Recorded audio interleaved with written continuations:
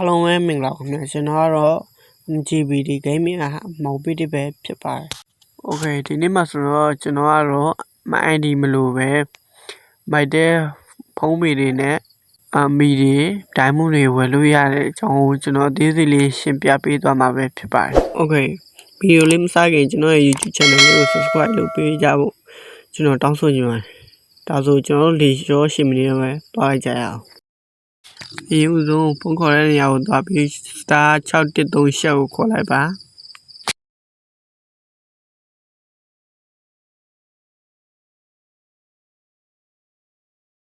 ပြီးရတဲ့ဒီလိုလေးပေါ်လာပြီးနံပါတ်1ကိုအရင်နှိပ်လိုက်ပါ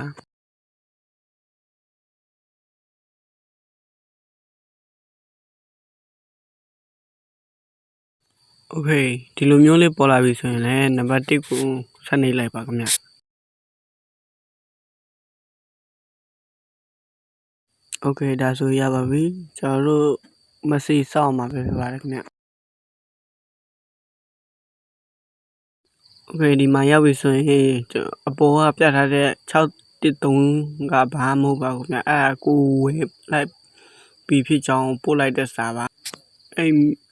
မျက်လျှော့တဲ့ကိုဝင်လိုက်ပါခင်ဗျအဲ့ဒီမှာပြထားတဲ့မျက်လျှော့တဲ့ဒီထဲကိုရောက်သွားပြီဆိုတာနဲ့အဲ့သူပြထားတဲ့ link ထဲကိုဝင်လိုက်ပါ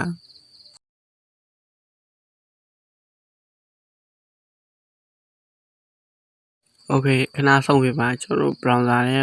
ဝင်နေတာရောက်ပဲဖြစ်ပါတယ်ခင်ဗျအင်တာနက်သိမကောင်းဘူးခင်ဗျကျွန်တော်မြန်မာနိုင်ငံကတော့အဲ့လိုပါပဲမြန်မာ server မှာတော့စီးခဏထိုးနေရတယ်ခင်ဗျ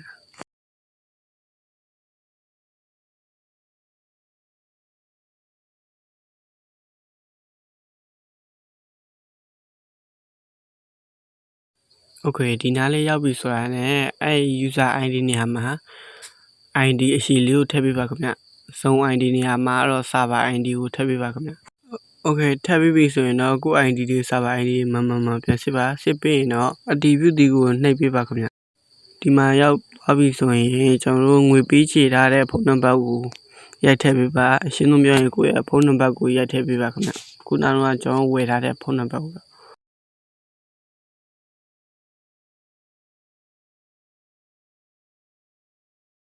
โอเคဒါဆိုရပါပြီခင်ဗျ